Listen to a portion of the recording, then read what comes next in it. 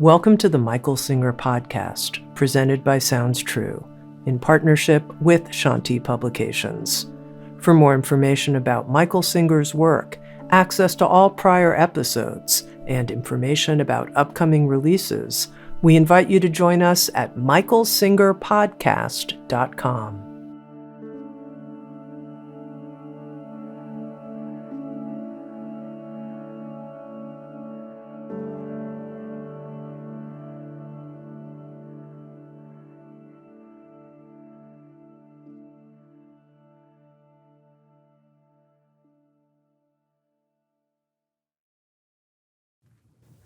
Jagged. You see a lot today where some very special, great people, a lot of them, want to stand up for what they believe in. Very beautiful, but I'm going to tell you a secret.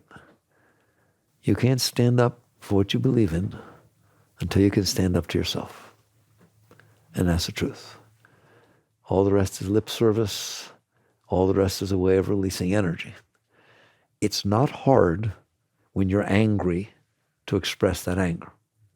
It's not hard when you're scared to express that fear. That is not what standing up for what you believe in is about. And that's what a lot of this stuff ends up being. Your beliefs, your pole stars, should be formed during your times of greatest clarity. Don't you ever let the direction of your life be guided as a reaction to something that happened to you. Something happens that turns somebody on, something happens that turns somebody off. And the reaction to that becomes their beliefs, becomes the pole star of their life. That's very, very shallow. It will never last. And it honestly does no good in the sense that what you're dumping into this world is not pure. It's need, it's desire, it's fear, it's anxiety, it's anger. That doesn't lead to anything good in the end. Temporarily, like a little flash fire, looks like it can do something, but it doesn't do anything. So you formulate your ideals, your true, I call them pole stars. I don't want to call them beliefs. They're your pole stars. They're what you guide your life by during your times of greatest clarity. If you have a deep meditation, if you achieve a state where you just feel higher than you were before, you feel clearer. What does it mean clearer? There's less noise inside. It is not about what's going on outside, ever. It is about that there's less noise inside. The emotions are not creating disturbance one way or another, for or against, because they create a lot of disturbance both ways. You get attracted to something, you want something, all of a sudden there's all this noise going on inside, isn't there? You're afraid of something, something bothered you, all of a sudden there's all this noise going on inside. That is the definition of non-clarity. There is absolutely nothing that either of those noises, for and against, emotionally, energetically inside, that is worth tying your cart to, that's worth tying your chariot to. They're not going to take you anywhere. So they come, they go, they burn out. But there are times in which the emotions are quieter, not suppressed. This is deep. If you have the noise, you're going to make every decision you make based upon getting what the noise wants. I always talk to you about it. Let's spend a moment. If you're feeling desire and need and attraction, everything you're going to do is a servant to that. It's going to make you do it. It makes your thoughts be that way. It makes your actions be that way. It's not you. It's that energy needing to express itself. Have you seen that? Do you understand that? All right? Likewise, if you feel fear, anger, repulsion by something, it really turns you off, you are going to make every decision, every word out of your mouth, every decision you make, every direction you go in is going to be to try to make it easier to live inside yourself. When you are feeling need and desire, it's not easy to live in there. It's burning. It drives you to get something. If you're feeling insecurity and self-consciousness and embarrassment and fear and all that, it's hard to live in there. It's difficult. So you're going to try to say things and do things that make it easier for you to live in there. I call that reactive energy. There's nothing guiding you. There's no guide. The moment the energy goes away, you're left standing there. If you feel attracted to somebody and you need to be with them and you go crazy to be with them and all of a sudden they do something, they're saying that turns you off, now you're crazy getting away from them. Where did you go? Nowheres. You just went around in circles. You went nowheres. There's no pole star. Nothing's guiding you. You're just thrashing around in the water. If you're drowning and you see maybe that's an island up there, best to be swimming toward it, not thrashing around trying not to drown. At least have some hope, something you're going toward. Most people don't have that. They're just reacting to the needs and fears or repulsions that they emotionally and energetically feel inside. And they are uncomfortable with those things. And therefore, everything they're saying, everything they're doing is to try to get an environment around them that makes it easier to live with themselves. How about I say it that way? We have trouble living with ourselves, don't we? It's not all that comfortable. And so what we try to do is create environments around us, people, places, things, that when they come in and they touch our inner state, it makes it feel better and doesn't make it feel worse. Well, I'm telling you, as rational as that sounds, it's completely irrational. You're not going anywhere. All you're doing is, like, how would you like to live your life putting out fires? You don't go anywhere. You're just putting out fires. Maybe you're better at it than somebody else, so it's a little easier to live without all the fire going on. But what did you do with your life? Nothing. It didn't go, no positive, no anything. It's a non-negative state. You're just trying to be less negative. That's what putting out fires is. So when something is going on inside of you that is not comfortable, and I'm telling you because, you're yogis, you have to understand that for and against are the same. That's when you get into non-dualist teachings. If you are feeling desire and need and drive towards something, it is not comfortable. If you're madly in love with somebody and you can't live without them, you say, that's a beautiful thing. I want that. Okay, I'll lock you in a room without them and see what happens to you. You drive yourself crazy, the same as you would if you had fear or anxiety. They are not comfortable inner states. They are not what we call peace. They're not sattvic. They're rajasic. That's what we say in the trade. Those are rajasic energies. They are energies that are disturbing. Yes, one's disturbing in a rather positive way. It looks like if you get it, it will be positive. The other's disturbing in a negative way. It looks like if you get it, it'll get worse. I agree. If I had to have one, I'd have the positive. But neither are a state of well-being. Neither are a state of peace. Neither leave you in a state of clarity. So it's not like you're striving in your life to be driven by things that you need and want. It's going to betray you. It will never last. It will never last. And you know it doesn't. So when you see those energies, if those are what are driving you and you call that activism, you call that living up for what I believe in, that's not true. The state of clarity is when either that stops, but don't worry about it stopping. It takes time for that to stop. You know how long it takes for you to not be that? Why? Because you're not it. It is something that's going on inside of you. It is something you're noticing. You notice fear. You notice embarrassment. You notice anxiety. You notice self-consciousness, don't you? You notice need. You notice them. You are not them. So what I said in the begin with is in order to be true and stand up for what you believe in, you have to be true to yourself. You have to be able to handle yourself. You have to be able to stand up to yourself. That's first.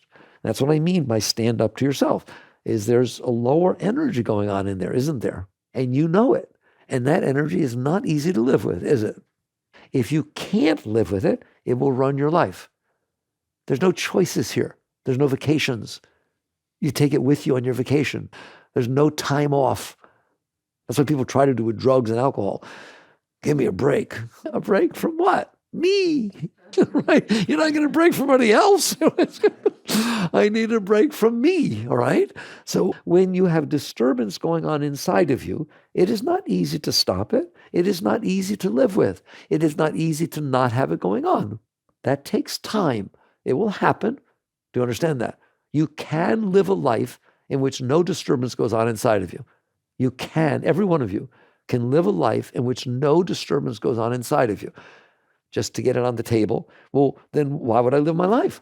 Because you're so driven by these fors and against that you think there's no life to live if they're not going on. What you don't understand is that you in there, you who's being disturbed by these disturbances going on inside, happens to be a whole nother level of consciousness. You're a whole entire being unto yourself.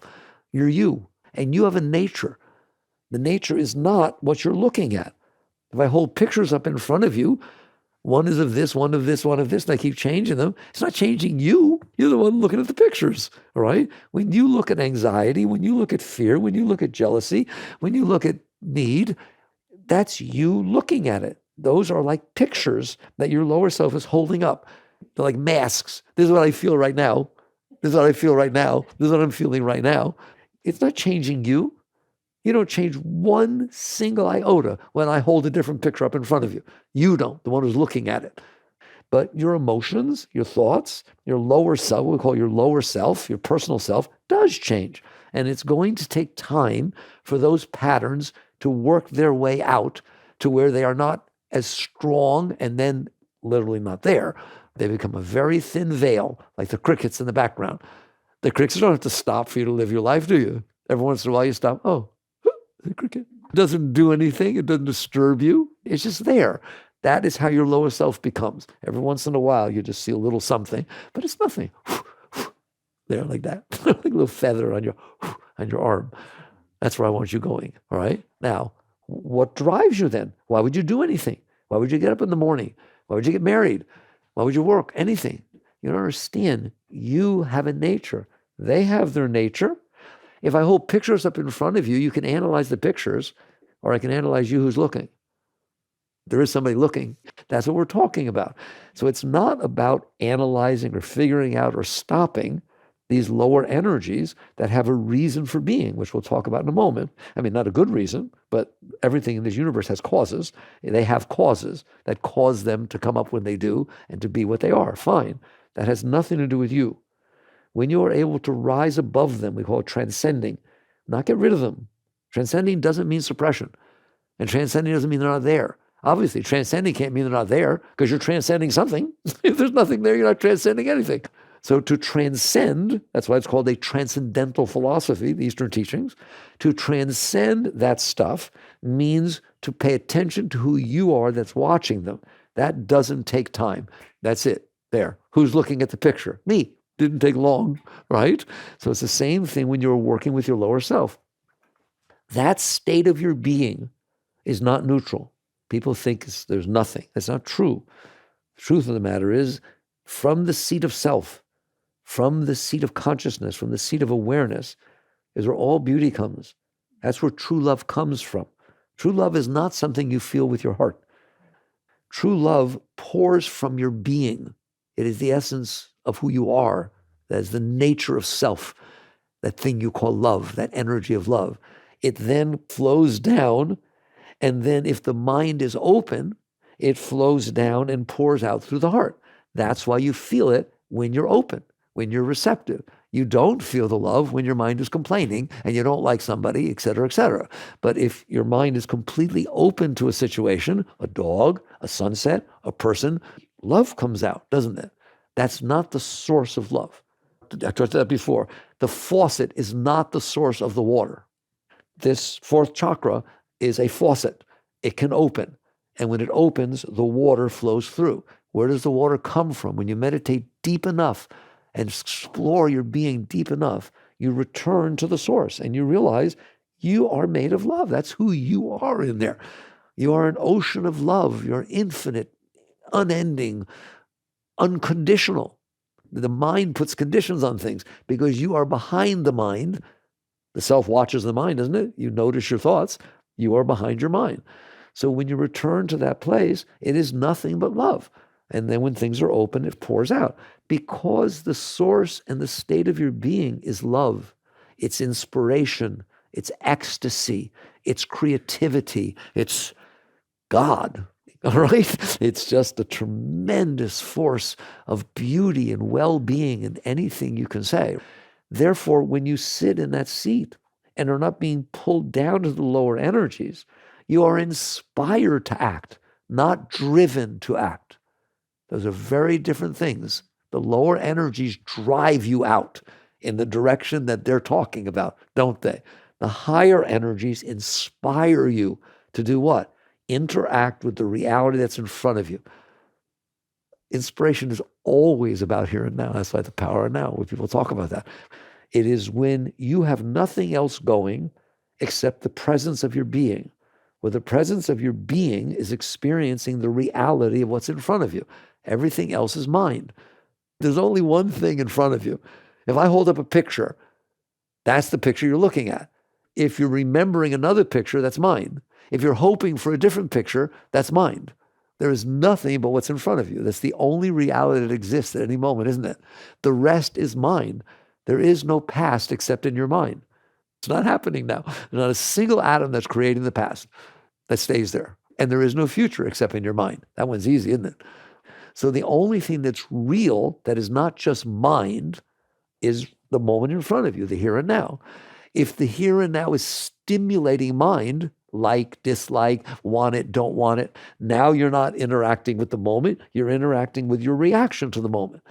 This is everything, isn't it? I mean, this is the essence of the teachings. You don't need all the books, all right? They can help you, but that's it.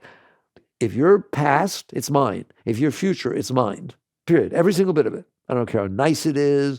If it ain't in front of you, it's mind, because that's the only other thing you can look at that can create something is your mind. Otherwise, God, reality, here and now, created what's in front of you.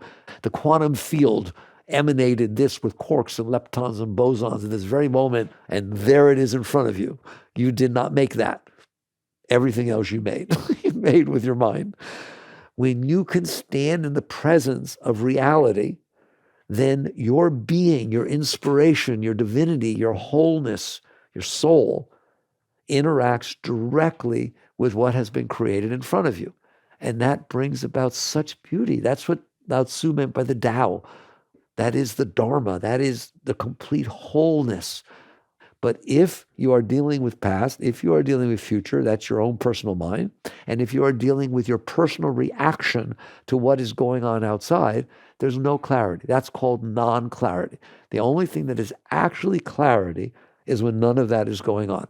It's not that it's not going on, it's that you're not paying attention to it.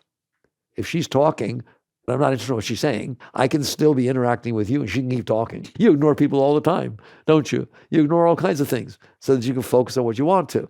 It's the same thing inside. You do not have to listen to this noise that's going on inside.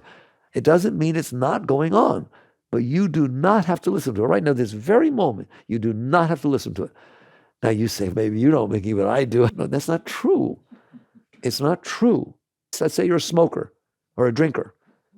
And I walk right up to you and say, you don't ever have to have another drink for the rest of your life. Well, you don't. You don't have to. That's ridiculous. There's nobody making you. They're not tying you down and pouring it down your throat and making you smoke. If you don't want to smoke anymore, stop putting cigarettes in your mouth. I try to make this distinction. If I say to you, go out there and pick up my car. Go out there and pick up my car with one hand. In fact, with your little pinky. Well, okay, you can't do that.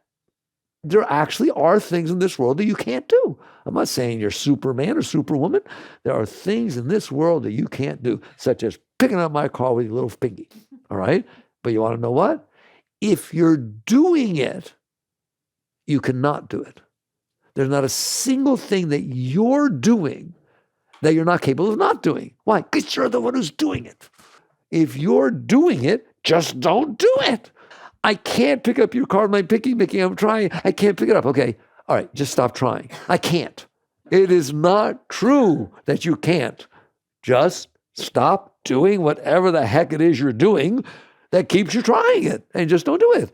So if you sit there and say to me, I can't stop smoking, all you have to do is the next time you feel like you want to smoke, don't pick up a cigarette and put it in your mouth. That's all. That's all you have to do. And you'll never smoke again for the rest of your life. Now, if you want to tell me I can't, now that's pretty amazing.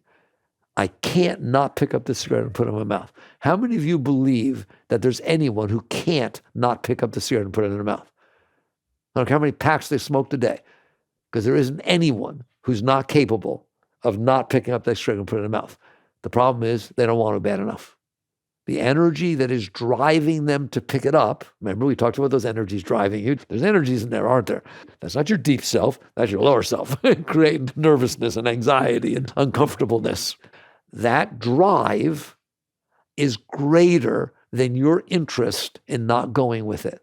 That is where the rubber hits the road. That is spirituality, right there, right there. You have decided that you don't want to go with these energies. I don't want to smoke anymore. I don't want to drink anymore. I don't want to get angry anymore. I don't want to go with jealousy. I don't want to be like that anymore. Okay, fine. Very good. I respect that. You've looked at it. You've seen it's not productive energy. Now the question is, are you capable of transcending those energies? Or are they going to run your life? And if you come and say to me about any of it, we'll stay with the cigarette because that's easier, right? If you say to me, no, I'm not capable, you are capable. You are the power of will inside. That's willpower.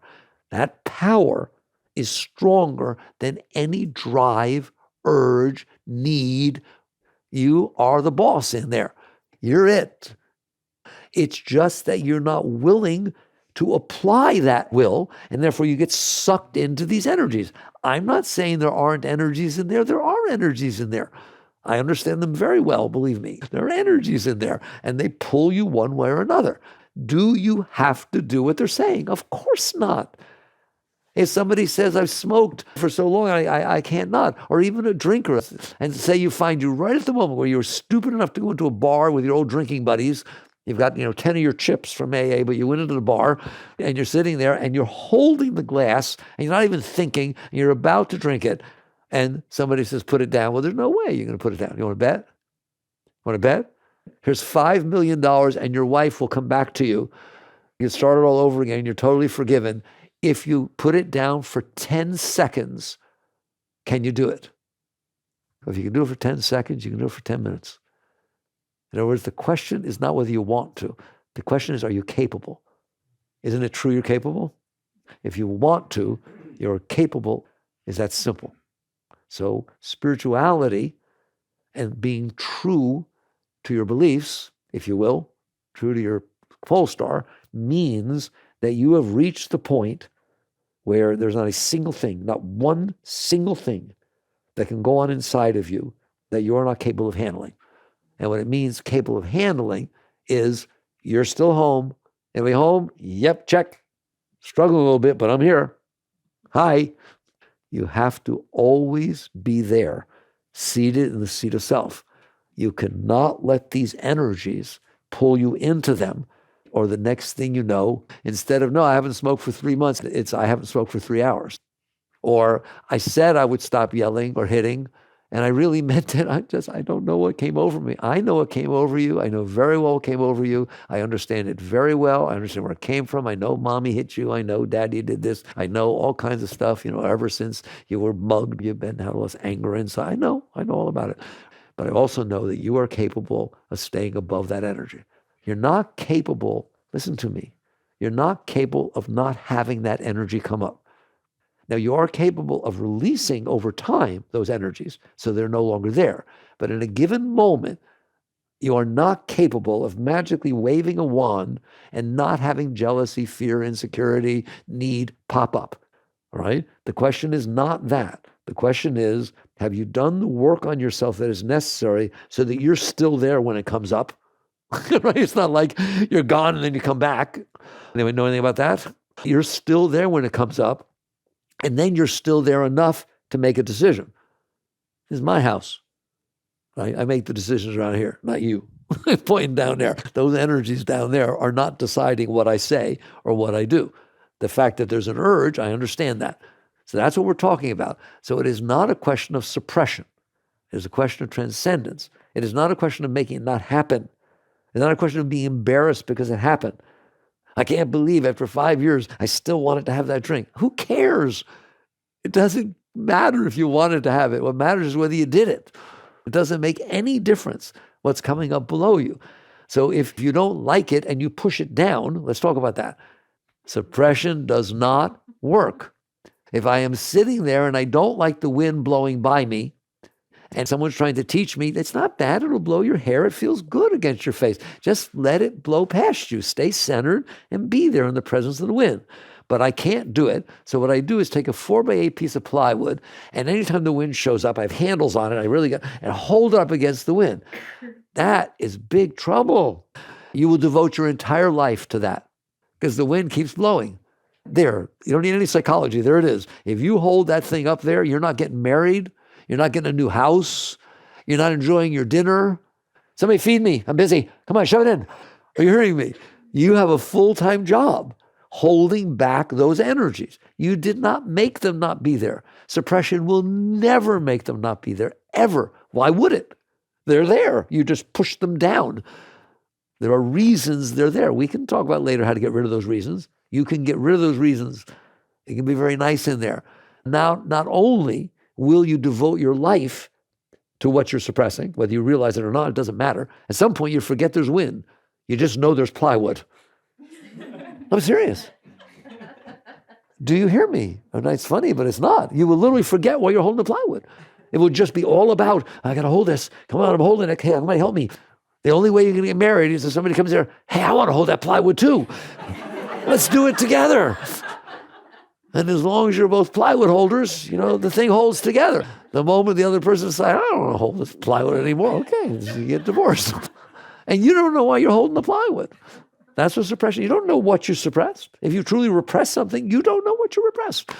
But I'm telling you, you're down there holding it down. Let's say you held that plywood up for 3 years with a constant wind. You're somewhere where there's always wind. If you take that plywood down, is there less wind because you held it up there? The exact same forces exist. That's exactly the same inside of you. Nothing goes away through suppression or repression, period. And not only will you spend your life holding, talking about those energies now, will you spend your life holding it, but someday, I guarantee you, and I'm going to say it this way, by the grace of God, the wind will become strong enough to blow you over or to blow the plywood away for a moment. There's no way you are getting away with suppression. There is no way that's working. So you need to understand that. Now, if an energy is very strong and you feel that it might overcome you, is it pertinent and meaningful to push it away some so you can catch your breath? Yes. That's just using, that's a technique, just like meditation or anything else. But be aware you did it. Make sure you don't use it as a solution. It is a temporary situation for you to catch your breath, get some strength, and then let go. I'm not advising it, but you're going to find out that you're going to do it some, right? So I don't want to make you feel guilty or anything, right? You're going to have trouble with some energies. The worst thing you can do is give in to them because it becomes a habit. Now, why am I saying that? Well, let's take drinking or smoking, or whichever you want, all right? Let's take drinking. Okay, somebody comes and you feel an urge to drink, and you're AA, you're not doing it, right? You gave up on it, right? Okay, if you have to insult your friend and live with the fact that you feel a little rejected, that's better than going drinking.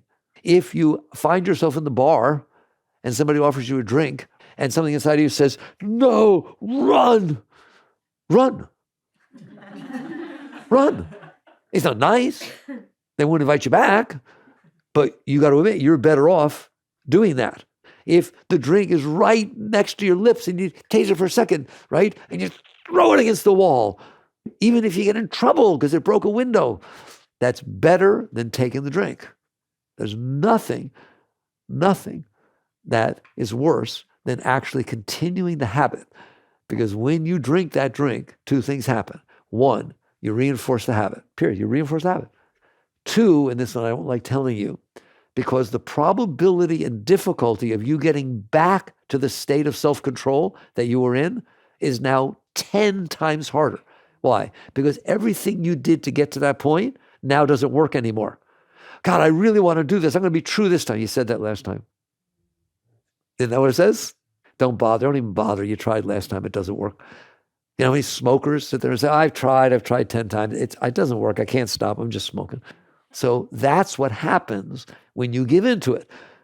It is nothing good happens. It doesn't in any way, shape, or form, except for momentarily make you feel better. It has long-term and short-term completely negative effects. And we're talking about, this whole talk is about how to be true to your beliefs. Stand up for what you believe in. That ain't stand up for what you believe in. You don't stand a chance. You're being driven by something that you don't believe in. It's running your life. So suppression doesn't work. You can temporarily push it away for a moment to catch your breath, but please do not think that out of sight, out of mind. It's going to come back in spades. It grows. It gets stronger down there. It builds up, just like when you dam up water. At first, it's just a little pressure. Now, watch what happens over time. You got to dam up more and more. That's what you have to understand, these energies. So suppressing them does not work. Expressing them does not work, because then it reinforces the habits and all that kind of stuff. The only thing that works is transcendence. Why does that work? Because you're the one who's in there. You're noticing the energies. If you can pull back into the seat of your being, one, you're not suppressing the energies, you're not giving into the energies, plus you're giving them room. It does two things. It drops you back into the seat of self, you who's watching, which is a nicer place to be. If I've got anger or fear or need going on inside of me, and I can find a moment's repose, I'm taking it. Let's say there's all kinds of anxiety going on inside of you, tightness and anxiety. When you like for a moment to have a little vacation, when you pull back into the seat of self, you'll feel a little bit more comfortable because you get a little distance. But the main thing it does isn't that. It's by you pulling back, you leave room for it to release inside. It actually just releases inside. And you don't stop it. You're going to realize at some point when you go deep enough is that you're the blockage. It is your resistance, your will that's pushing it away. And therefore it can't release. And so it stays inside. When you're able to fall back into the seat of self, into the seat of your being, the source, the witness, as you fall back into this, you can actually feel the distance between you and it. And the more distant, not push, it's not a matter of pushing it away. It's a matter of releasing yourself from it. You understand that difference, right? As you get that distance, you'll see that those energies can release. They can let go. Sometimes they release all at once, and that which was anger actually becomes love. It's called transmutation of energies. This is deep stuff, right? This is the deepest yoga that you're learning here. Transmutation of energies means anger, lust, need, greed, insecurity. These are all blocked energies. That's what they are. They're just different flavors of blocked energies. When you cease to block them, they release. And sometimes, not often, but sometimes they release all of a sudden. They push the blockage out of the way and energy comes up. And the moment the energy comes to the higher centers, it changes its entire nature. I've literally seen uptightness, you let it go, and all of a sudden there's just this great feeling of love and God and just beautiful energy rise up inside. People who do deep psychotherapy work have releases. And all of a sudden they're filled with energy. They can't sleep at night. There's just all this energy wells up inside of them. That's because what they were dealing with was blocking the flow of the energy. All this stuff is blocking your energy flow. So if you are ready, willing, and able, and we'll take each one of those in a moment, ready, willing, and able, when the energies come up inside of you, and they will come up, and there's nothing wrong with that. As long as there's a reason for the energies to come up, they are free to come up. You do not want to suppress them. You do not want to don't get into a spiritual ego where you say, I'm past that. I shouldn't feel anger anymore. I don't have any of that. Because then you're going to suppress. Now you've got your ego involved of defining yourself as somebody that doesn't have these energies. Okay? So it's not a matter of, I'm only human, so how do you expect me to behave? It's a matter of, yeah, there's a human in there. He's still there. You notice? It still does its thing. But you have managed to reach the state to where never again for the rest of your life will you not be there. And you know what I mean by there, being there. You're centered. It pulls on you and you let it go. I've taught this once before. There's the difference. Right now, most people, the energies pull, they're gone. The only chance they have in life is to create situations around them that don't disturb the energies. Otherwise, they're yelling, they're freaking out, they're saying stuff they don't mean, they're being ways they said they weren't going to be. Ever notice? All right? So they try to manipulate and control the environment around them so that when it comes in, it is easier to live with. They don't know how to deal with the inside, so they try to control the outside so that when it comes in, it's easier to deal with. It sounds rational, right? Control the outside so that when it comes in, it feels better. The trouble is the outside is different every moment. You can't glue the thing down, right? It's like every single moment, there's a different moment in front of you, yes or no? Everything. The wind changes, the weather changes, people change, moods change, everything. Cars don't start, they do start. Every single moment, there's a different moment in front of you. How exactly are you going to be in charge of making sure that the moment that's in front of you coming in isn't disturbing you? It's kind of losing battle, isn't it? So you just realize, no wonder we're neurotic trying to do that. So that doesn't work. So the next step is people come in and they struggle with themselves. That this lower self energies are doing all this and they're trying not to drown. They're trying not to drown with, or no, really, the next step is suppression, by the way. First is control of the outside world. Second is suppression, since I can't control the outside world. What I do is suppress the energy when they get disturbed. That's a normal behavior of human beings. And believe me, everything you suppressed is why it keeps coming back up, right? The next is to sit there and say, I'm not bothered by use rationalizations, try to find a place in your mind that's able to process these energies in a way that you're not going with them. And it's very confusing and very difficult. The next is you struggle with them. So it's a stage. Many of you are in that stage where you're back there far enough and the energies come up and they're threatening to you. So you struggle. You struggle to stay above them. It's a constant tug. They're pulling on you. You're pulling back. It's a battle. People sometimes say to me, why do I have to fight this battle? Because you have to. Because if you don't, it pulls you into it. But you won't have to fight the battle forever, I guarantee you. This is the difference. And that's the stage I want to talk to you about. See that battle as a tug of war. The energies down there are pulling your consciousness, pulling your being into them, trying to make you do what they want. You're trying to stay behind them. You're leaning back. You're trying to do this. Well, the deep teachings, which someday you will understand exactly what I mean, is when you're doing that, okay, at least you're at that stage. They're not sucking you in. By the way, there's no karma in that stage because you're not doing what they're telling you to do. But you're holding on to that rope. You're fighting. You're not going to win that tug of war because you're fighting with yourself. If you have a battle between your right hand and left hand, you lose. All right? You can't win that battle. So what do? It's not a matter of getting stronger. It's not a matter of all these new agey techniques. It's as follows. Who said you have to hold on to your end of the rope? Where's that written? I understand your lower self is holding on to the rope. It's pulling for all it can do. Who said you need to fight that tug of war? But I try not to. I try to win. No, I'm talking about winning. I'm talking about relax your hands instead of trying to do the technique of winning. Relax your hands. What will happen? The rope will start to slip. Oh my God, no. No, you're not losing. You're losing when they pull you that way. If they're pulling the rope that way and you're still here, who cares? Relax. That's called surrender. Relax and release. Relax your hands, and all of a sudden, there's no connection between the lower self and the higher self. It's still there, but it's not connected. That's the deepest thing I will ever teach you. That's how you untether your soul. Not by pulling the tethers up and ungrounding them. If you're in a hot air balloon and it's tethered to the ground by concrete, the anchors are concreted in. You're not going to win by taking the whole concrete platform with you. Put more helium in the balloon, more heat. Come on. No, it's not going to get strong enough to pull the whole thing up. And you're not going to win by pulling on the ropes as hard as you can. You're going to find out that the only reason the ropes are holding the balloon down is because on your end, you're holding onto the rope and you're in the balloon. Let it go. And the balloon will go up all by itself. That is exactly what's happening inside of you, and that is the highest spiritual technique. The moment you feel the energies get weird, the only chance you have is the moment there's a disturbance, and you know what I mean.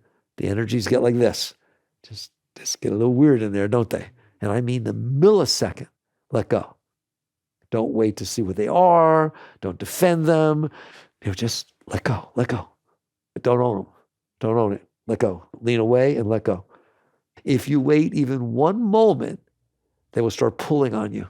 And then something will happen. Either you'll try to manipulate the environment outside so they stop pulling on you. You'll try to suppress them and they'll keep coming back up. Or you'll try to rationalize. Oh, this isn't going on inside of me. This is you doing this. You hear me? Blame and shame. That's what goes on in there at that point. Blame and shame is the mind trying to balance those energies. You do not want to use your mind to do this. Your mind is not your friend in doing this. Your willful suppression is not your friend. Manipulating the world is not your friend. Your mind rationalizing, compartmentalizing all these energies so they all fit together. You don't want to do that. You want to let go. This is yoga. This is true spirituality, is you just relax and release. But there's no buts. It's the same thing as not picking up that cigarette. You told me you're not going to smoke anymore. Yeah, but no, there's no buts, are there? You do not allow there to be a but. It's simply this.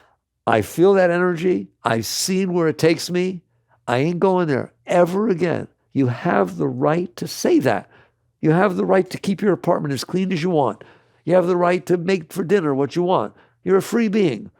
But if something inside of you doesn't let you, that's your fault. So you look at it and you commit yourself once and for all.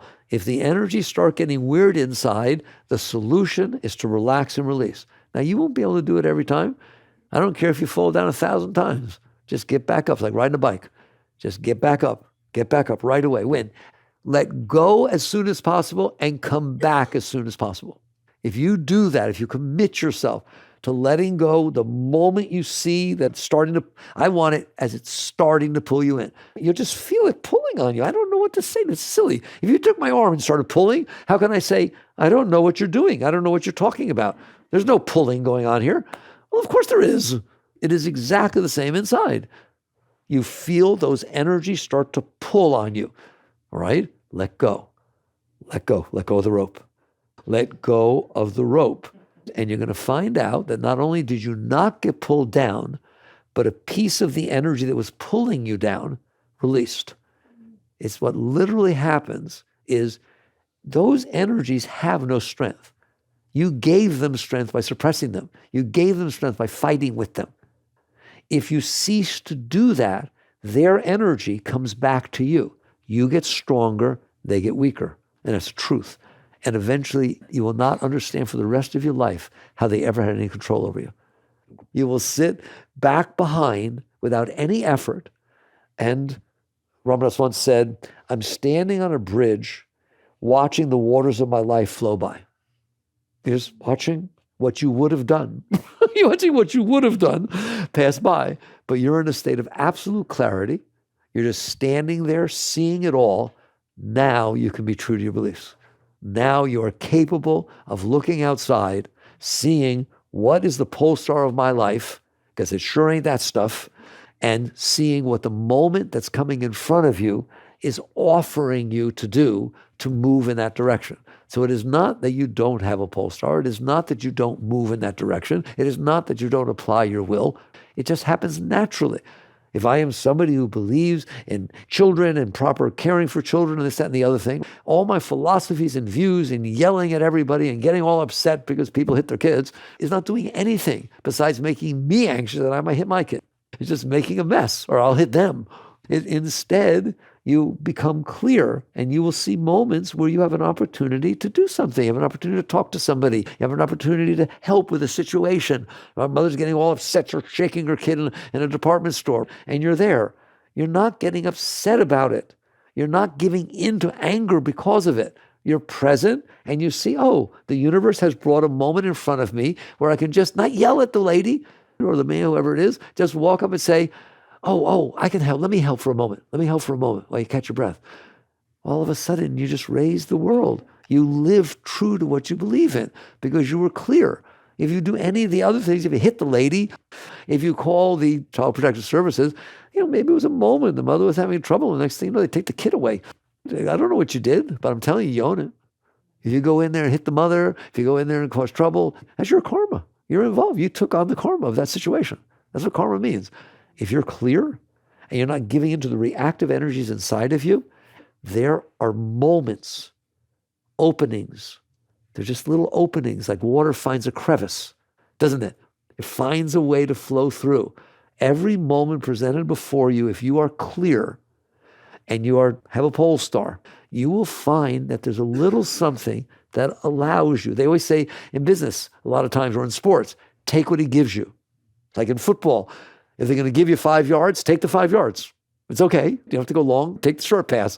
It's the same thing in life. If you have a goal, you have a direction, and you're clear, it's giving you something. It's both giving you and calling. It's just a natural flow that it will flow in that direction. And you're going to leave behind you a trail of beauty.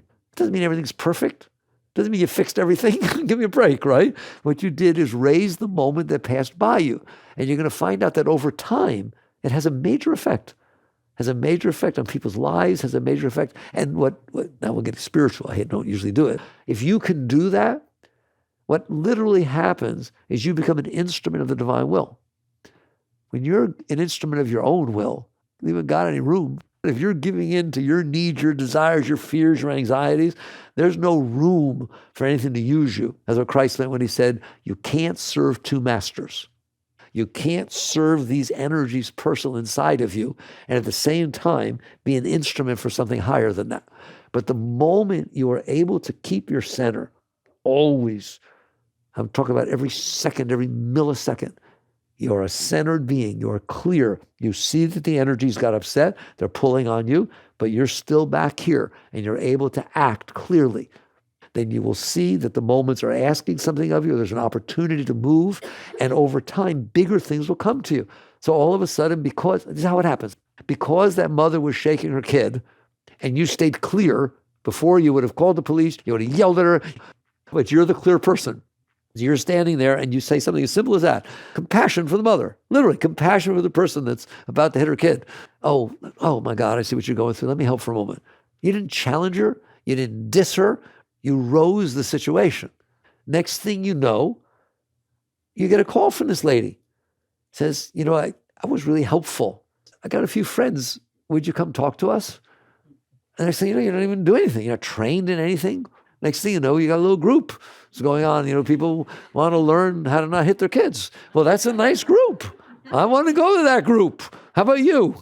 You're invited to the kids hitter group, except it's about how not to. And then the next thing this happens, the next thing you know, a book gets written. The next thing you know, you lecture. I mean, it's like, oh my God. Because you're an instrument of the divine will, that is what happens. The universe calls upon you for more and more things because you're capable of it. And there's no end to how much good you can do. But if you are not capable of maintaining your own center, you're of no use to anybody. So I'm going to go back to where I started. Don't say I'm being true to my beliefs, to what I believe in, when you're really being true to your lower self. You're being true to your reactive energy, being true to the garbage that's going on inside of you. And not any of you who made it out here to this point cannot look me in the eye and say, well, I don't know the difference. You know when the lower self is taking you over. So the question is, are you willing as soon as possible, the moment the energy gets weird, I'm telling you, there is a point where you wouldn't even know why it got weird or what type of weird it is. It's not jealousy yet. It's not insecurity yet. It's not embarrassment yet. It's not need yet. You don't know what it is. It's just, there's a disturbance in the force. You don't even wait. People always say to me, don't have to find out where it came from. No, you have to let it go. You do not have to trace these things down to their root. You don't have to get down to the root. You have to just be willing to let it go. If those energies can pass through, they're gone. They will let go at the root. Maybe as they come by, you'll see what they are. Who cares? All I know is they won't pull you in. So you let go the moment it gets disturbing. If you don't, it will get more disturbing. You'll find out, oh, this is jealousy or this is insecurity, because it'll start to form. Then from the form, your mind will get involved. That was emotion. Your mind will get involved, start telling you what to do about it. And then it will start justifying it. And then it will start lying to you. I'm not jealous. I'm not jealous. He just needs to learn a lesson. If I don't do this, who else is going to do this? Anyone know anything what I'm talking about? And then you're lost. People have trouble coming back from those states. But there will come a time during that where you start to get some clarity. My experience, going back to the old days, is when it started to get clear again, I didn't want to see it. I was embarrassed. I didn't want to have fallen.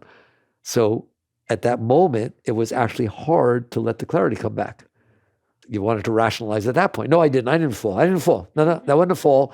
I was just being true to, or I turned my head away. I don't want to look at it. Come on, let's do something else. Come on. A wise person, the moment they see the disturbance, falls back. The moment they realize they fell down, then the moment it starts to get clear again, you let go.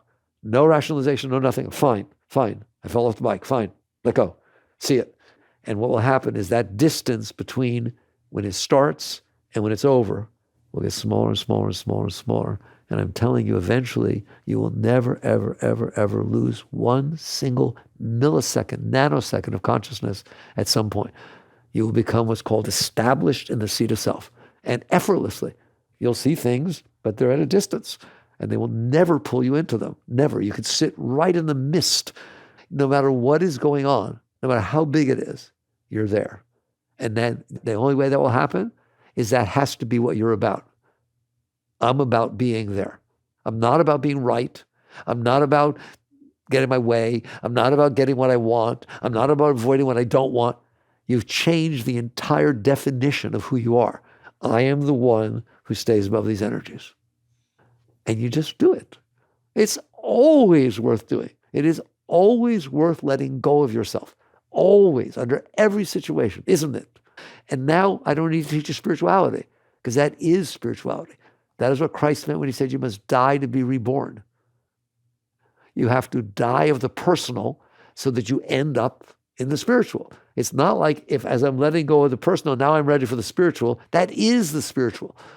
Once I've let go of the tethers on the hot air balloon, now how do I go up? No, it goes up, doesn't it? Well, that's what you're going to find within yourself.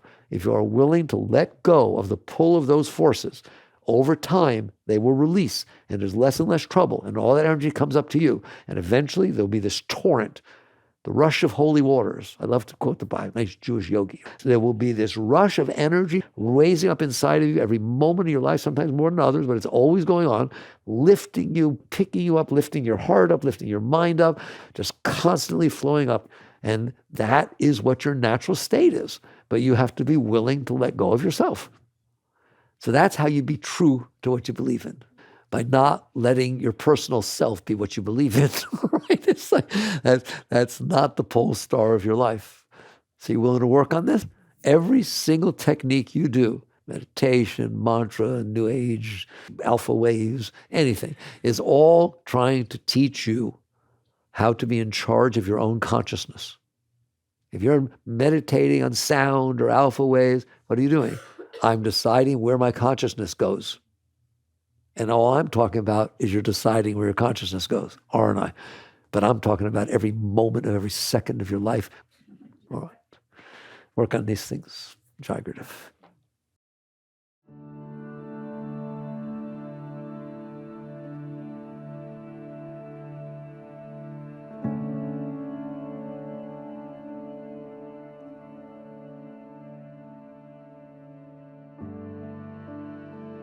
You've been listening to the Michael Singer Podcast, produced by Sounds True in partnership with Shanti Publications. For more information on Michael's body of work and all back episodes, please join us at michaelsingerpodcast.com. Thanks so much for listening. Sounds True, waking up the world.